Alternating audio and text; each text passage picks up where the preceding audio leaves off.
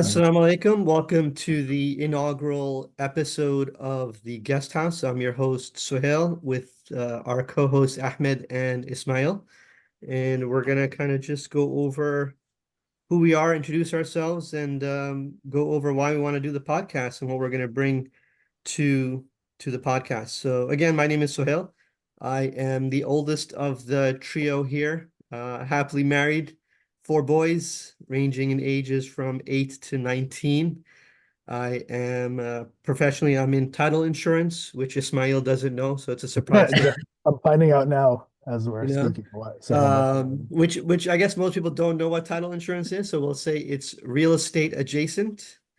Mm. I also volunteer a couple of different things. I'm coaching middle school basketball. We've done Cub Scouts, soccer teams, working on a couple of personal projects right now for the youth. And I think this podcast was going to be part of that as well. And that's my intro, and we'll pass it on to Ahmed, I guess. So as Sohail said, my name is Ahmed, uh, residing in New Jersey. I have some background and education in environmental policy and economics. Also pursuing an MBA in marketing, which is what I do professionally for almost, or actually a little more than a decade now. But really, my biggest claim to fame is being Sohail's nephew. Well, it's funny that you mentioned that. My biggest claim to fame is, oh, you're the guy married to Haneen. So I guess it goes both ways.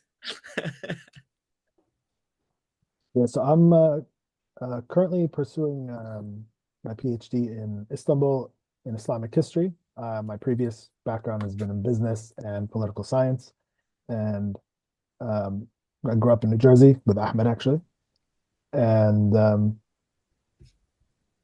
just looking to study more intently Islamic history and Ottoman history to get a better understanding of our past and better understand our present. So And where we're still going, right? working, still working on my claim to fame, but hopefully I'll get some from Sohail and Ahmed. No, I think it's safe to say we're always trying to be like Ahmed, so No. we'll just keep that as it is. So Ahmed, Hardly. why did you want to do the podcast? I mean, I think when we talked about this together in this group, as well as individually with each other, I think the biggest thing that I think we've always kind of talked about, even outside of like talking about a podcast and doing a podcast or talking about your opinions, is always like the lack of really a voice of the I would say broadly the Muslim American, but kind of just the young Muslim American voice in kind of just public discourse. We obviously know a lot of imams and sheikhs who do speak at a very theological level, a very Islamic perspective, but we don't really hear or know of or really have a good sense of what the I guess we can still classify ourselves as youth. Well, I think you two can. Barely. Youth adjacent. Yeah, you Um, said Jason. There you Slowly exiting. go. yeah, slowly exiting as we all are. Um, but yeah, I think that's kind of where or at least I hope we can kind of land at is to kind of be a voice again, not so starkly, but to be some part of a voice towards a specific subsect of opinion, a specific subsect of perspective, a specific subsect of kind of the Muslim American experience. So that's kind of what I'm hoping that we can kind of partake in. And the idea here is not to be yet another podcast Right. in a sea of podcasts, including even Muslim podcasts. We are hoping to offer a more nuanced approach to social and even political conversation. A lot of the Muslim podcasts in the West and in the US particularly focus on social topics. The ones that are political tend to lean either far to the left or far to the right. And I think there's a larger subsegment or subset of Muslims and people in general that I think a more nuanced voice between those two sides more resonating to them. And I think here is to kind of find that it's not always one extreme versus the other. And Ahmed, you and I have talked about this. The issue that we see is that whenever one extreme goes really hard one way, the other side goes to the other extreme. And however far you pull the pendulum, it'll swing just as hard the other way. And that's, an issue. And I think that the majority of people, the majority of Muslims in America, the majority of Americans, you can even say majority of people in the West, have a more nuanced approach to social issues and political issues that is not expressed in mainstream media. It's not expressed in political parties. It's not expressed in many of the loudest voices that we see. And I think the goal here is to bring a new, more nuanced voice to the ones that people are generally mostly exposed to, and offer some kind of alternative that would resonate more with what I believe are a larger segment of our society. So my idea wasn't as nuanced and noble as you guys. As Ahmed knows, I've been trying to do a podcast for many years. I've asked family members, distant relatives, friends, and most of them kind of brushed it off, and some of them were too busy. And I even brought it up with Ahmed a few years back, and he rejected me as he usually does. No, And then come on. and then I came to find out that him and Ismaeel were prolific podcasters, and apparently I wasn't cool enough to be a part of that group. Just before Sohail goes into his point, the prolific podcast he's talking about is a 3 episode podcast that died very quickly. Listen, you didn't have to put that in there. We could have just left it as prolific podcasters. I'm trying to, hype you guys up. But my intention really was more geared more towards youth, and actually my son. The initial idea was to have my oldest son join in as well, which I think maybe we will He'll do join. here and there to kind of get the view of his age group as well. Um, Obviously me being the oldest, and then Ahmed and Ismaeel kind of in the middle. And with him being in college, we would have had 3 different subsects to get opinions and thoughts on different events. Also, I wanted to share something with him to kind of experience current events and be more knowledgeable of what's going on, and then maybe pick up things here and there that he can use later in life, kind of make him more successful and learn from others' mistakes and kind of be ahead of the game. So that was mostly my concern, my thought process.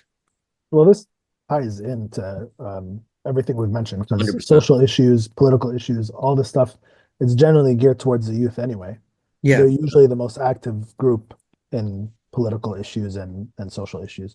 So there's no doubt that this all goes hand in hand. So I don't think that your objective differs too much from what we're looking at overall. And I think the prevailing kind of point that we're all saying is that we hope not to focus on kind of the headlines that we see day to day, but really to together kind of like explore what's happening and look at the human side of what's happening from our own perspectives, right? And I think Sohail mentioning the 3 different kind of generations viewpoints is very important in that, because obviously we all see things differently. We all, no matter what, even though we've all grown up in a 50-mile radius from each other in our youth, at least, we've had dramatically different experiences. So I think that's kind of the point and kind of the objective. I think also, Ahmed, when part of this podcast is kind of our debates, whenever we get together, it always ends up being a back and forth. I always think we disagree, but you always say we agree. But it He was does kind of that an with me extension too. of He does that. that with me too, by the way. We'll argue about something. He says, we're on the same page. I was like, no, we're not. Yeah, it doesn't No, seem like it, you know? no, because the thing is, okay, here I'm glad we talk about this now No, because hold on. Let's Ismail, hash this out. at least he doesn't come to your house, stand up on a kitchen chair and yell at you. I don't think you've experienced that. okay. I don't let First of him all, come over I've anymore. never done that. Uh-huh. Sure Uh, felt like it.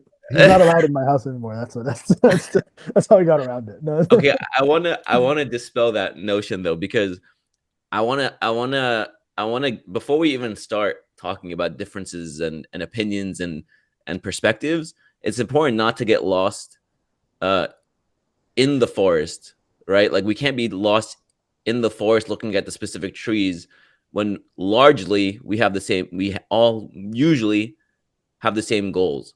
And that's what I mean by we're not that far off from each other. Yeah. Like we all three of us, no matter what, have similar goals. And that's kind of when I say we're not far off from each other, that's what I'm talking about. We can talk about the nuances, we can talk about the details, we can talk about the differences of our approaches, and that's fine. But we all know that we want the same end results. And I think that's what I mean when I say like we're not that far off from each other in our conversations is we may be talking about the details, but the general aspect and the general consensus is the same.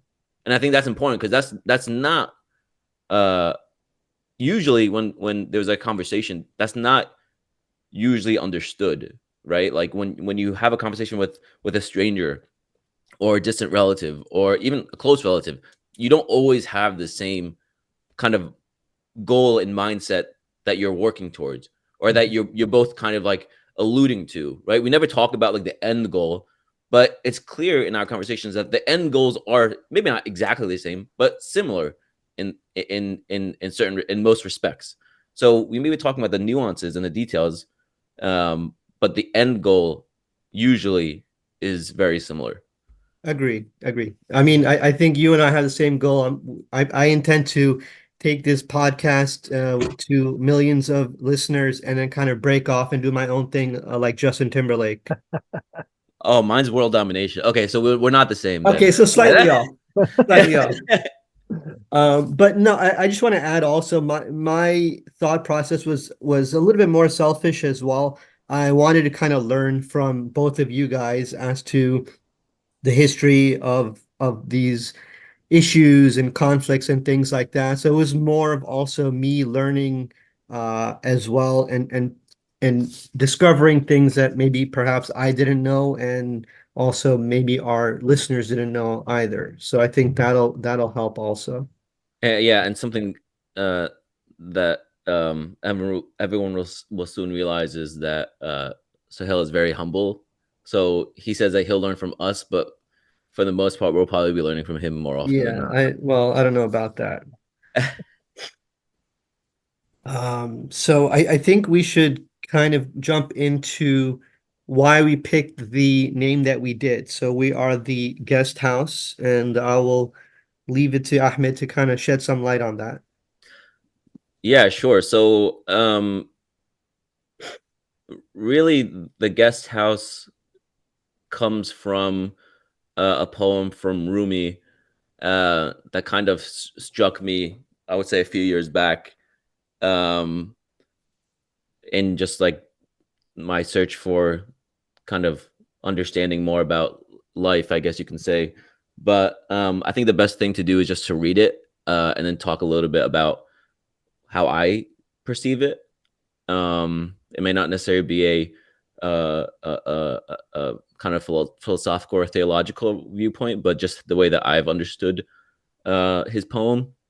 So I'll just go ahead and read it now, and then we can talk about it afterwards.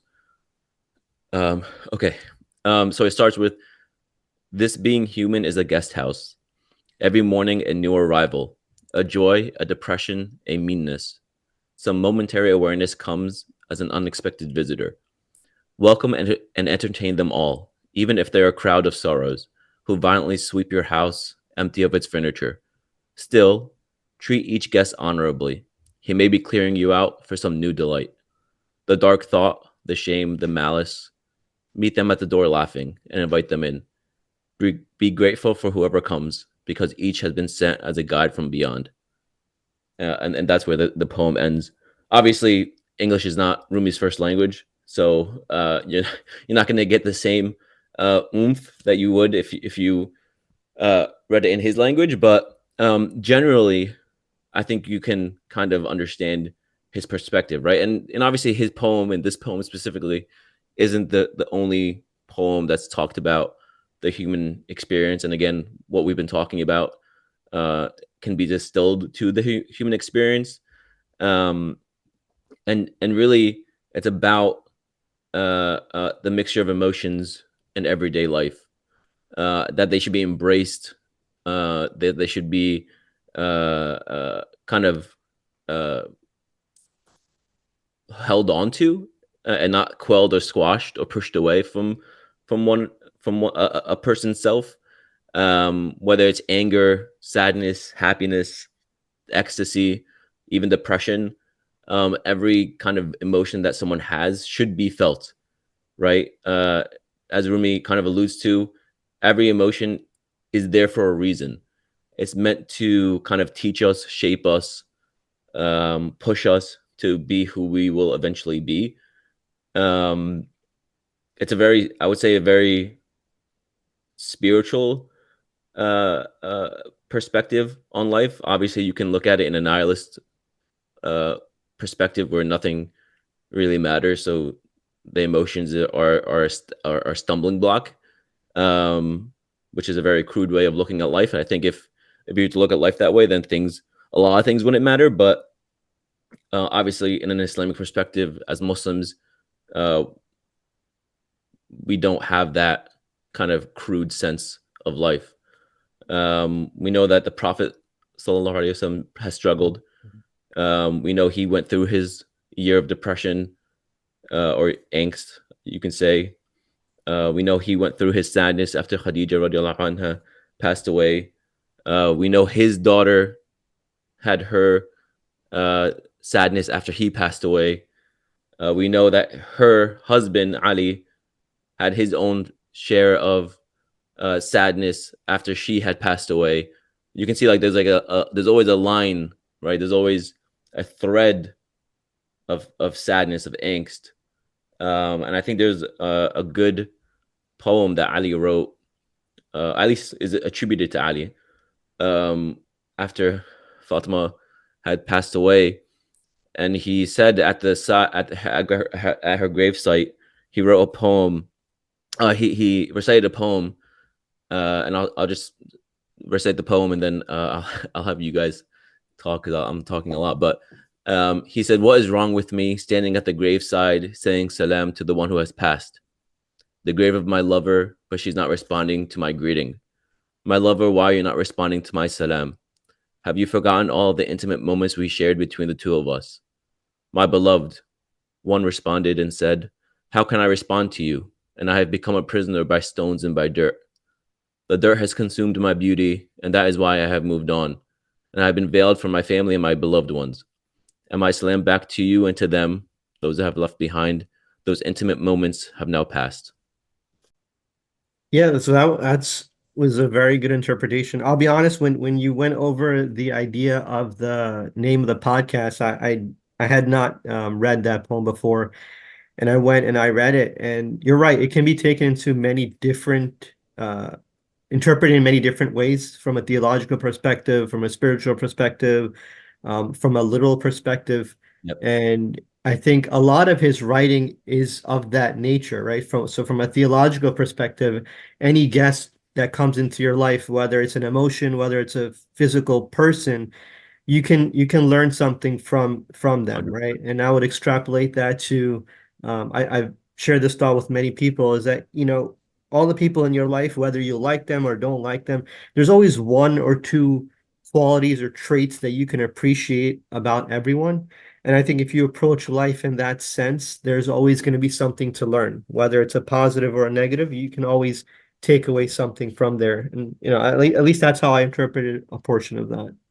I think you're 100% right. I think to look at it in English literature, we know that in Shakespeare's Macbeth, the person in the play that had the most words of wisdom and the most surprising depths of wisdom was the one that was seen as the fool in the play, right? So Right. generally, the other characters in the play saw him as a fool, but he always had the most poignant perspective on something that was happening. And to your point, Sohail, I think like that's like the point, right? Is that everything and everybody should be able to teach you something, if only you were to dig a little bit deeper into what's happening. Right. Only if you embrace it in that sense. Look, I'm Exactly. like I said, I'm the old side of you guys, and I still like to this day feel like I don't know as much as I need to know or should know. So that was also the, kind of going back to what I said before about for the youth, like if they were to open their minds and just take in the world for what it is and extrapolate these thoughts and ideas, they'd be in a much different place than at least I was when I was their age. Ismail, you have any thoughts? Not much to add on that. You guys really hit all the points. When it comes to poetry, I'm not the best interpreter of poetry, so I'm gonna just agree with Ahmed's analysis because I think he explained it very well. Um, and I think um, to not segue too much off the topic of the poem, but kind of like you were talking about when it comes to interpreting Rumi theologically and ideologically, and even just in general socially. Um, I think this also brings us to another one of the points that I wanted to mention earlier, which is uh, understanding ourselves and understanding uh, the global Muslim world and the global Muslim Ummah uh, from a better viewpoint and not necessarily a certain centric viewpoint, whether it's American centric or Western centric or, whatever other centric viewpoints that are prevalent. The way that, for example, Rumi has been interpreted, right? I don't know if you guys know, but Ahmed, you're probably aware that Rumi's the highest sold poet in the United States, but not for the right reasons, right? Because his poetry is romanticized um, outside of what he actually intended his poems to mean. So similarly, I think our podcast, in the same vein, um, aims to kind of, I think, hopefully, our goal is to kind of dispel certain ideas that might be prevalent in the Muslim American um, community and in the global Muslim community. And this is why also one of the things that I did want to bring central to the podcast at some point is our ability to discuss not just political and social issues, but to also discuss Islamic history, which is, again, as I mentioned earlier, something that I'm currently pursuing higher education in. So it's definitely something I'd like to get into because I think that our history is not a dead history the way many other histories are. A lot of people, if they visit certain parts of the world and they visit historical sites, you're visiting something that's spiritually not connected to the modern society anymore, physically not connected to the modern society anymore. It's just an artifact. And I think with our history, one thing that Muslims should come to realize is that it's contagious and it's alive and it's well. Our spiritual spaces from 1,000 years ago are still our spiritual spaces today. The physical spaces from hundreds or thousands of years ago are still the spaces being used today, whether they be mosques or endowments or even something as small as, public fountains. Everything that was part of Islamic history is part of our history today. And I think one of the biggest flaws and biggest mistakes that the modern Muslim makes is they attempt to understand politics and social issues without the framework of Islamic history. And I think that's something that cannot be separated. And I think that's something that has been separated from other histories. And so I think, not to deviate too much from what the point of the poem was, but I think it's still kind of connected, is that, we constantly have to be in touch with with our past in order to, and I know this sounds a bit cliche, but this is true, in order to understand our future and our present, and especially as Muslims, because uh, Islam, Islamic law, Islamic history, everything about it um, is a living thing, not something that has died in the past and has been replaced with something else. And that's in terms of social spaces, physical, metaphysical, spiritual, all that. So that's something that I hope we bring also to this platform very prominently at some point. So just wanted to share that. No, that's a good point. So, not to delve into that too deeply, but something that that has been a thought recently of mine is in America. I don't know if this is necessarily a Western saying, but in America, there's a saying that when somebody does something great, that they say that we're standing on the shoulders of giants as like a nod to the past, right? So if somebody creates whatever a spaceship and they say we're standing on the shoulder of giants from of before us, whereas I think Ismail, to your point, in Islam, there's, or at least the way that we see things, or at least I see things, is that it's very much we are lifting up the giants, right? We ourselves are the ones lifting the giants rather than standing on them, and I think that's like the perspective that it's like the inverse perspective Right. of like the Western viewpoint. With that being said, obviously the third, or rather the one last item before we get into our topic that we definitely want to talk about is our goal long term as well, as we develop this podcast and as we talk about various issues, is we want to bring on people who are far better knowledge, far more knowledgeable than we are, to discuss all these different topics with us. And that means having guests on our platform. And we hope to have all kinds of guests, from people in the political spectrum, history spectrum, social spectrum, imams, activists, whatever it might be, whatever is relevant at the time and whatever is relevant to the topic. So this is just something that we are looking towards. So um, definitely something I'm personally looking forward to. And I don't know if there's anything you guys wanted to add on to that, but I think this is something that's very important, that down the road, we don't want just to be our voices because our knowledge is limited, but we want to obviously put this out to a wider audience. And in order to do that, we want to have people who are qualified and much more knowledgeable than we are to speak on the various topics and to educate us and to educate other people about the various topics that we would like to cover. Yeah, completely agreed on that. To Sohail's earlier point, I think the point is to continue to learn and explore. Exactly. So looking forward to that. Yeah, I mean, I don't think we present ourselves with as experts on any one specific field. I mean, obviously, Ismaeel is pursuing further education, so we can attribute that to him. But personally speaking, I'm here to learn as well, and then kind of add our own nuance and thoughts and beliefs as to what's going on in the world today. Sounds good. So we want to spend the rest of the time to kind of just lightly discuss some of the around the world. We have a couple things that have happened or are about to happen that I think we can talk about. And I'll defer to you guys to see which one you guys want to talk about first, or what we have, if we have time to talk about both. The thing that happened just last month, almost exactly a month ago, is the liberation of Syria from the Assad regime.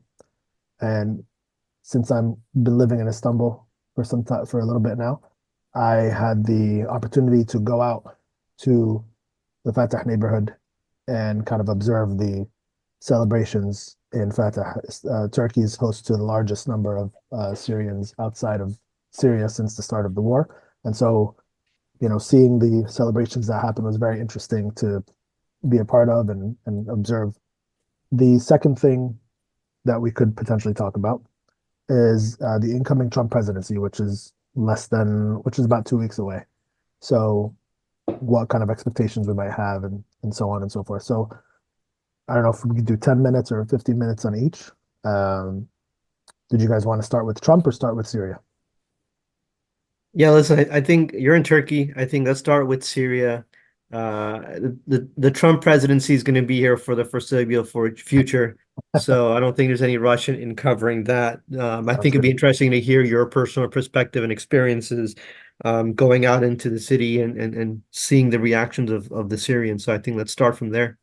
So you don't Sure. want to announce your 2028 run right now, No, so is that listen, this is our inaugural episode. Let's save that for, episode 3 at least. okay? Okay, I If just you're want not to. if you're not announcing your presidential run before the next president starts, you're already late to the campaign. Oh, Yeah. okay. You know that, right? So So you you still have a few you, days then. you got to get on Okay. that soon.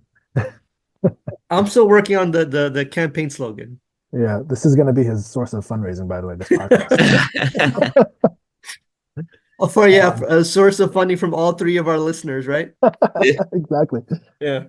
Um, so yeah, so it was nice because we were following everybody around the world was following the rapid takeover or recapturing of Syrian cities by the rebel forces over the previous week and a half prior to the fall of Damascus.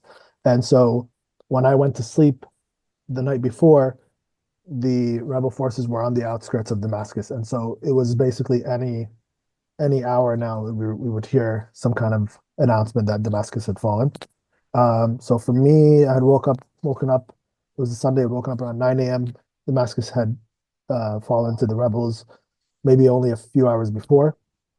And um, I live in a neighborhood in the outskirts of Istanbul called Başakşehir, which has a very large Arab and Syrian population. And then there's also Fatah, which is in the heart of Istanbul, which has probably the largest concentration of Syrians in Istanbul. So I decided to go there. So I went there that morning. And by the time I got there, there was a huge celebration at Fatah Mosque, which is the historical mosque in Fatah neighborhood where Sultan Mehmet the Conqueror is buried.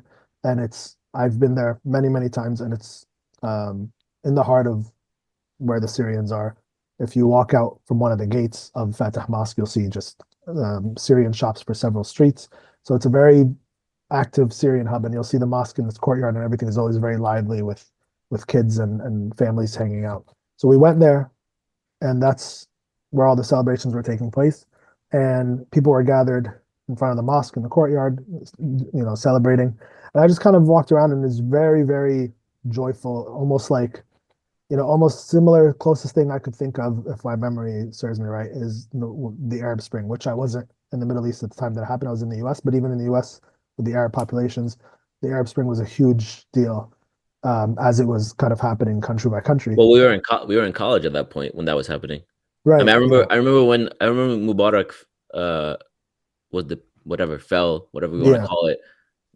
There was like a sense of relief, definitely. Yes. Yeah. Yes. And it was a big deal because I think everybody thought that if Egypt falls, or if the Egyptian government were to step down in exchange for democracy, that this would resonate or reverberate around the Arab world and that there would be significant change.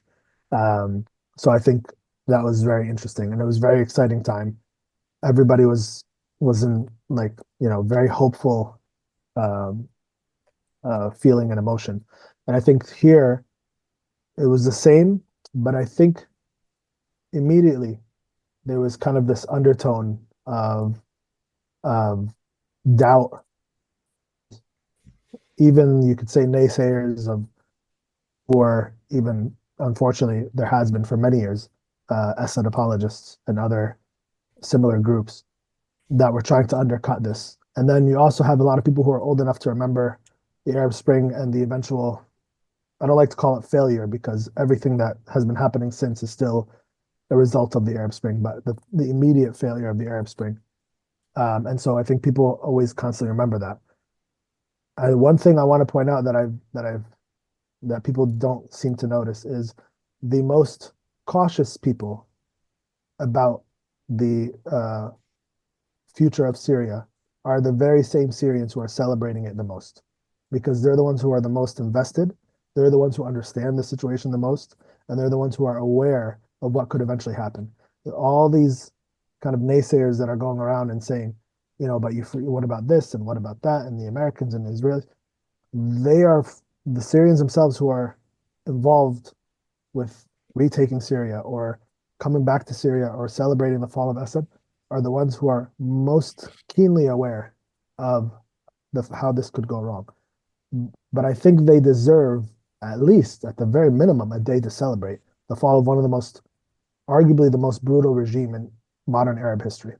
And I'm not going to get into the details, but we've all been hearing the stories. And if you've been following events in Syria for years, you'll know that this is not new. I mean, I've come across testimonies from people who fled Syria, who were prisoners over the past many years, who are talking about some of the most brutal things that they've gone through. So, I think that is very warranted for Syrians to be celebrating the way that they were, and I think they deserve that. And they're also going to be the ones who are going to be most cautious going down the road in the future. And so, for their moment that they were celebrating, we were out in the streets, and I even went out to the shops, and I saw, many of the shop owners were giving out free coffee, free dessert, all this kind of stuff. But mashallah, it was a very beautiful environment. It was very optimistic, very hopeful. And I think a lot of what we're seeing over the past few weeks is mostly, I think, good signs. And I think many Syrians are invested in going back home to rebuild their country. And I think that's something that has to be noted. Yeah, go ahead. I was gonna jump in right there real quick with a question. So, and obviously this is just a primer. We're just hitting on this topic just because it just happened, and we'll kind of have another episode on this. But just to Yeah. kind of touch on what you said was about them being cautious. So, what is it specifically do you think that they're being cautious about or apprehensive about? One, and two, out of the people that you spoke to or ran into. Are they genuinely thinking about going back and reestablishing, or have they immersed themselves in the Turkish society and now this is their home? What's your takeaway on that? So in terms of what they're cautious about, I think there's a number of factors. Obviously, the country has gone through a decade and a half of civil war. So the amount of rebuilding that has to be done is immense. And whether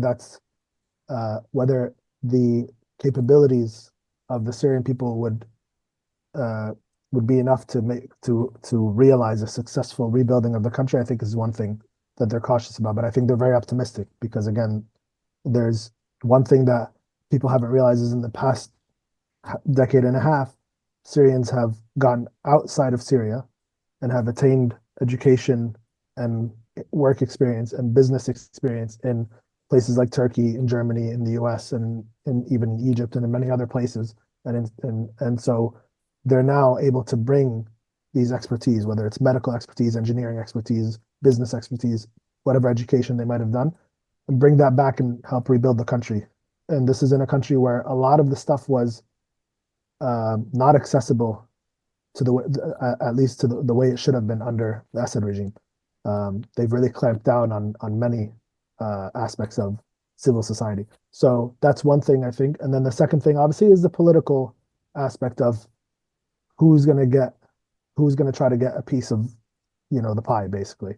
Because we've seen, obviously, Israel's already trying to occupy certain parts of Syria, bombing critical weapons and air bases and such. We know that obviously the United States never leaves anything alone in the Middle East. Iran, we don't know if they're, gonna cut their losses or not. There's a lot of actors at play. Turkey, who's heavily invested in Syria as well, although they might seem more friendly and maybe they're received in a more friendly manner, but they're still a player that you have to deal with, and they still have their own interests that they want.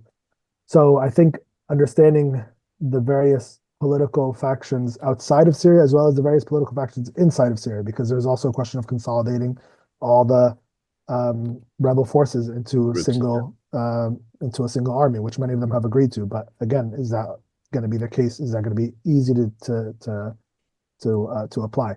So there's all these various factors, which again we can get into more detail in a full episode. But that's one thing. In terms of how Syrians are feeling, I talked obviously to a number of people, but I obviously the people who I've talked to are not is not like a scientific sample, but it's mixed. It's obviously a mixed bag. A lot of Syrians have integrated well within Turkish society, and many of them have struggled. In Turkey, you get a mix. You have a large segment of Turkish society that doesn't want them. It doesn't treat them as well. There's a lot of racism, but there's also a huge segment of Turkish society that has been very receptive to them, that has accepted them, that has allowed them to integrate into their communities. So I think it just depends on each Syrian's individual experience, and also even the ones who've had good experiences, whether it's in Turkey or elsewhere, their home is their home. So I think they're going to want to go back regardless. Many of them have been saying that they want to go back. And I think there's some evidence to this because the Hatay border in southern Turkey is already, in the first week, was already filled with thousands of Syrians lining up to go back into Syria. So there is a large segment of the Syrian refugee population that is interested genuinely in going back to Syria and to continue their lives there. And there are some who probably want to go back for short-term and long-term visits. And then you probably have some who probably might not want to go back at all. It just really depends. It's hard to say. I'm not sure if any reporting was done on this. It might be too soon. But the sense that I've been getting from most people that I've talked to is they do want to go back. Whether they will is a whole other story. But if Europe has their way and they're making this decision easier for many Syrians, is they've already been cutting or no longer accepting asylum applications almost the next day after the liberation of Syria. So many people might not even have a choice but to eventually go back. I think there's also like from some reporting that Al Jazeera has done, there's also, it seems like, a generational divide as well, where the younger Syrians who really don't remember or weren't born in Syria, again, to Ismail's point, it's been a decade and a half. So those that haven't been born in Syria or haven't been back since they were very young don't know a Syria other than what it's been portrayed on the news. So their parents remember the Syria before, I guess, the war, but it's very stark generational divide, I think, also. Yeah, listen, I think you guys really hit it on the head when kind of going back to what our premise of the podcast is. No story is just black and white, right? Like Ismaeel said, there's so many different factions within Syria, outside of Syria. There's so many factors that are in play. It's a very nuanced topic, right? So obviously we're going to have a separate episode just to kind of go over the different aspects of it, the different factions, the different roles of countries and individuals. So I think you explained it perfectly. There's a lot to the story than just one way or the other. Right. One thing that I'm hoping, because I am perhaps too much, but I think probably not, but I am very optimistic about what we've seen happen in Syria, because there's still one of the issues that we have as Muslims is kind of this long-term thinking. And we see a lot of negative things happening around us. And we forget that Allah subhanahu wa ta'ala can manifest overnight a completely different outcome. Almost every, political pundit, analyst, whatever you want to call them, that I've listened to over the past year has been talking about accepting a sort of status quo in Syria where Assad controls a portion of the country, and the rebels and the Kurds and Turkish administered areas control the other half of the country. And there was almost like a sort of acceptance that this would be, it would hold that way, and there's a new reality. We'd have to accept that Assad's never going to go. And sort of overnight, almost a week and a half, we see the ending of a 54-year-old regime. And the reason why I'm pointing this out is because we're currently approaching a year and a half on a genocide in Palestine, and Gaza specifically, but also in the West Bank. I don't think we should exclusively label it as something that's going on in Gaza, are suffering to a pretty bad degree as well. And I think that we can see, if we can understand how things can change quickly, and this is not the first time in history this has happened. The Arab Spring was another example of this, and there's many other examples before that of things that have changed very quickly. Then we should be persistent and consistent in our activism, in anything that we do for the sake of the Palestinians or any other cause, with the hope that it can change all of a sudden very quickly. And there are random factors that can come up and contribute to that. So I think the reason why I'm pointing this out is because I feel that what we see in Syria is something that can has greater reverberations in the region. I don't think this is exclusive to Syria. This is a bigger deal than a lot of people are making it.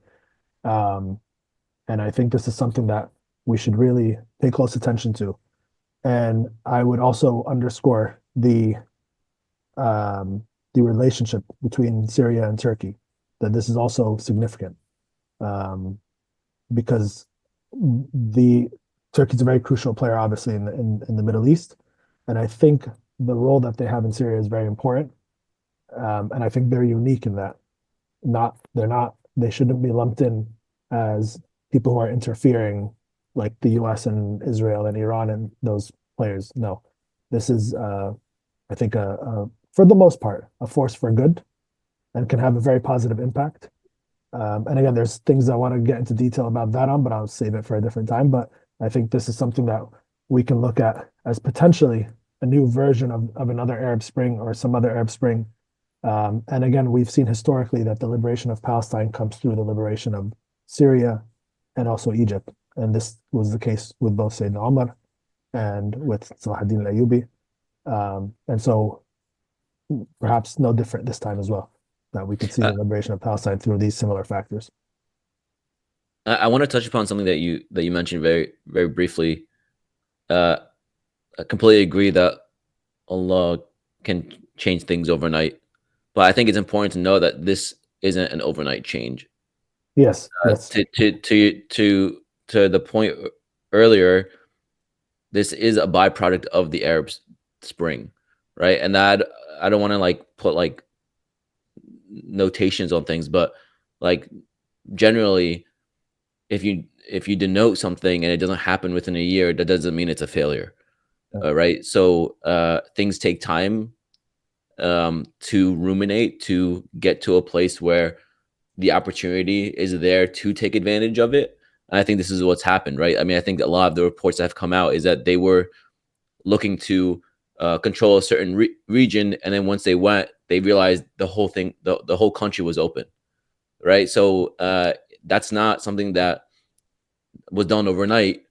That was because of continued persistence, continued view of things that are developing, things that were happening in the region, the weakening of Russia, the weakening of Iran. Yeah, exactly. So there's a lot of other things that were happening. It happened suddenly, but it didn't happen overnight. And 13 years of rebels building up to this point. But I'm saying exactly. The tide shifted for them because they were persistent 100%. For so many years. The tide shifted for them in the most unexpected. And I think that's the point that I want to make sure that we highlight is that that with persistence and patience comes victory. Absolutely. Right. So it may happen suddenly, but it didn't happen overnight. Right.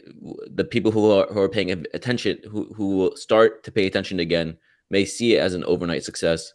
I mean, we know even in business, right? Like all of these people are overnight successes. No one just is an overnight success. They've done the work beforehand to be put in a position to take advantage of what's happening in the industry or ecosystem that they've found themselves in. So I think that's like the point I just wanted to highlight. Absolutely, yeah, I agree. Well, I think we're probably winding down, but we did mention Trump earlier. He's obviously his more America first approach may actually benefit the Syrians more than and to this one, to your point, the Turkey probably too, more than we originally thought.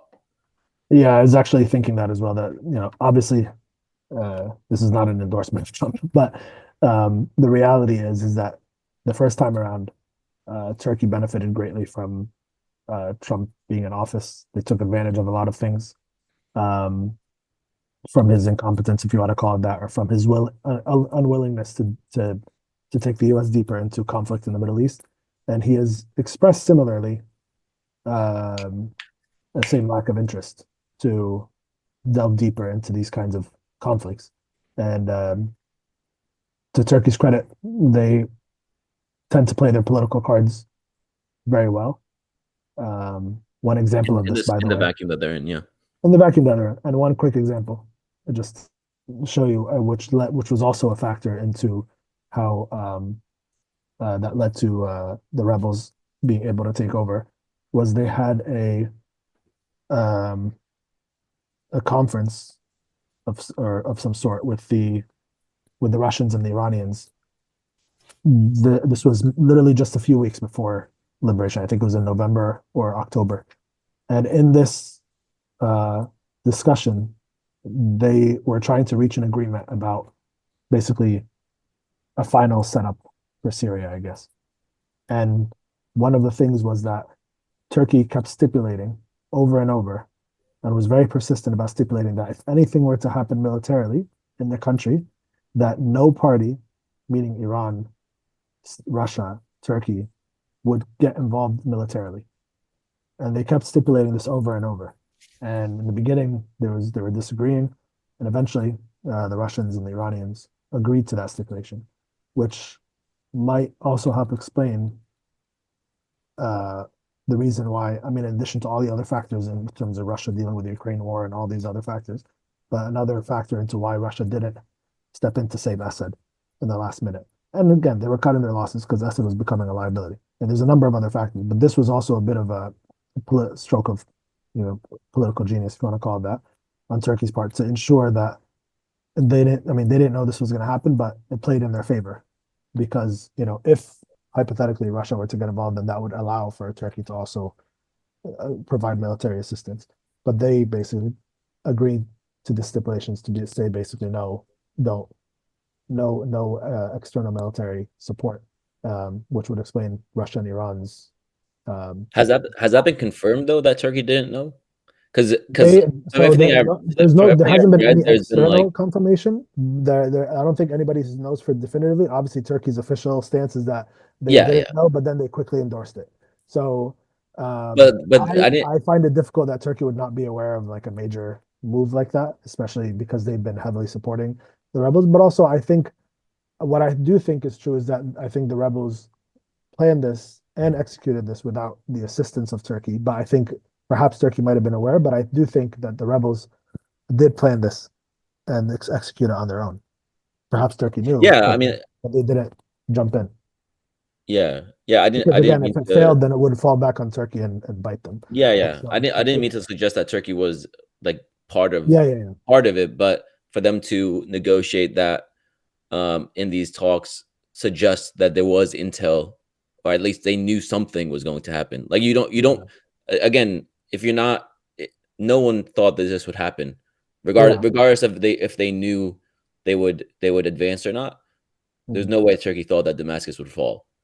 Yeah. At least without extreme optimism, and having that in part of the conversation seems like it was this is the only way they could have Damascus fall, is if nobody intervened. Right. That's kind of the point. Yeah, exactly. Do you want to? All right, so I think that's a podcast for this episode. We want to thank you all for listening and joining us on this journey, which I hope that will be a long journey, and we hope that you join us next time as well. Until then, Assalamu alaikum.